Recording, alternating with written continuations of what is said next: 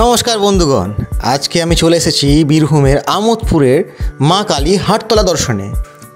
এই মন্দিরটি হচ্ছে আমোদপুর স্টেশন থেকে পশ্চিম দিকে আপনারা চলে আসবেন 700 মিটার এবং সেখানেই আপনারা খুঁজে পাবেন মা বিপত্তারিণীর এই মহাকালী মন্দির।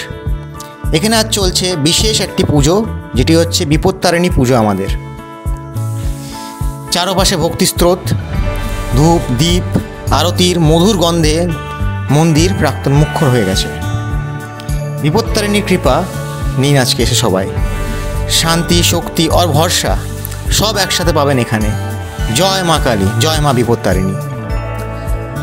আজকে আমি আপনাদেরকে বিপত্তারিণী পূজার আরও মাহাত্ম্য জানাবো।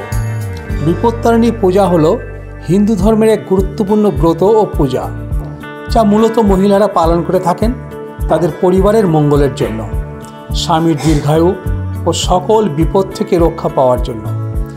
এই পূজা আষাঢ় মাসের শুক্লা চতুর্দশীতে অনুষ্ঠিত হয়। দেবী দুর্গার এক রূপ বিপত্তারিণী নামে পূজিত হন তিনি, যিনি ভক্তদের সকল বিপদ থেকে রক্ষা করেন।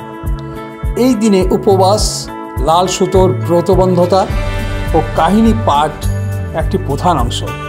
সন্ধ্যায় মা বিপত্তারিণীকে ফল, ফুল ও নানা উপচার দিয়ে পুজো করা হয়। মা বিপত্তারিণীর কৃপায় দূর হোক জীবনের সব বাধা বিপদ। জয় মা দুর্গা।